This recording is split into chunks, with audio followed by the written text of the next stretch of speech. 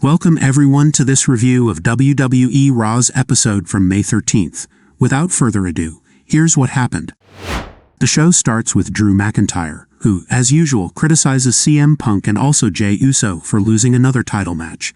He says he will deal with Jey later, but for now, his target is Damian Priest.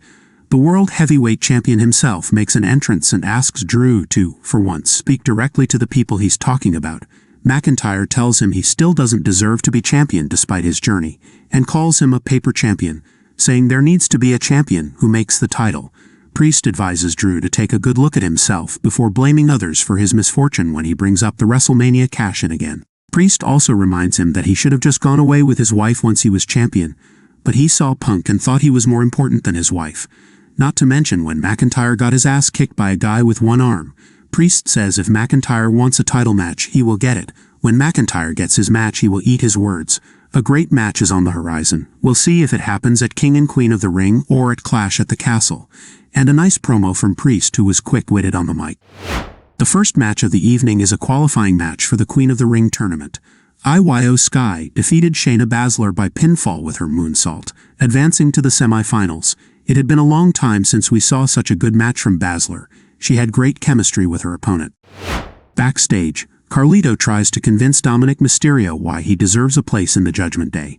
Priest says that if the guys want to work with Carlito, that's their choice, but to him, Carlito is not welcome. Also backstage, Chad Gable is seen criticizing his team. He blames Maxon for her loss in the Queen of the Ring, and says that he went to see Adam Pearce to arrange a match between Otis and Sami Zayn.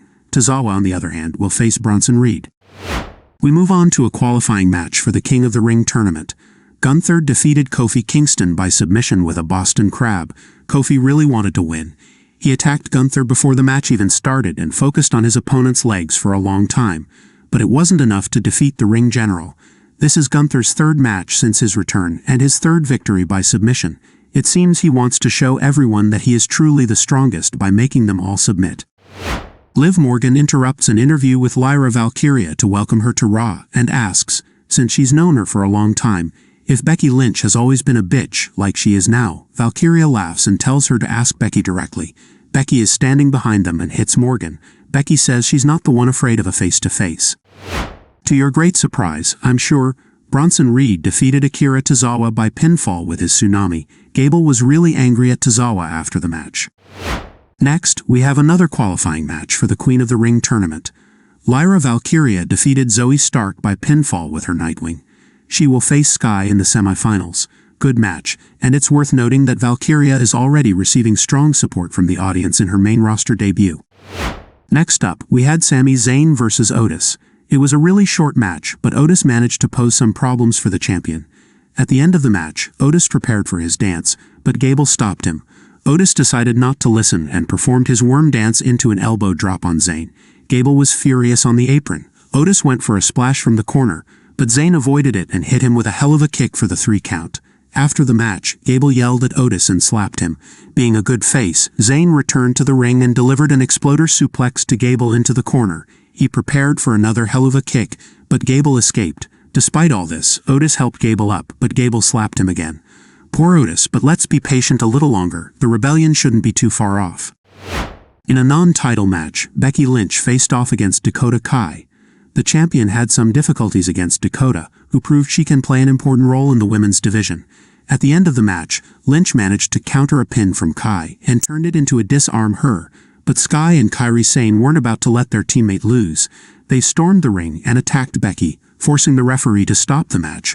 Lyra Valkyria then came to Becky Lynch's aid, but once Valkyria had her back turned, Liv Morgan attacked Becky Lynch before quickly fleeing. The tensions between Becky and Liv are rising week after week, and we love it. Backstage, Ilja Dragunov warned his upcoming opponents in the King of the Ring tournament, starting with Jey Uso tonight and Gunther, saying their story isn't over. Gunther interrupted him. He didn't say a word but smiled at him. Next, in a match to determine the new challengers for the World Tag Team Championship, the Judgment Day, Finn Balor and J.D. McDonough defeated New Catch Republic, the Creed Brothers, and the AOP by pinfall, with Balor's coup de grace on Pete Dunne, who had just endured a backstabber from Carlito on the commentator's table. They will face Awesome Truth for the titles. I'm not a fan of these 4-team matches where only 2 wrestlers are legal in the ring at once. But when the action flows without pause, as was the case here, it remains enjoyable to watch. Julius Creed continues to impress, as does Tyler Bate and Pete Dunne, who are establishing themselves more and more as a truly solid team. It's time for the main event. The last quarterfinal of the evening for the King of the Ring tournament is between Jey Uso and the Tsar of the Ring, Ilja Dragunov. It's a match largely dominated by Dragunov. Jey spends much of the match absorbing punishment, and when he gains momentum, he really connects with the audience. Towards the end of the match, Dragunov hits him with a powerbomb followed by his H-bomb for the cover. But Jey kicks out at 2. Dragunov then goes for his Torpedo Moscow, but Jey counters with a beautiful spear. Jey follows up with his corner splash for the 3 count. A victory that sees Jey Uso qualify for the semi-final of Raw in the King of the Ring tournament, setting him up against Gunther next week. Gunther then comes out to face Jey Uso to close out this episode. We've been teased with a match between Gunther and Ilja, but it won't be happening anytime soon, not on just a regular Raw and with a much better built storyline.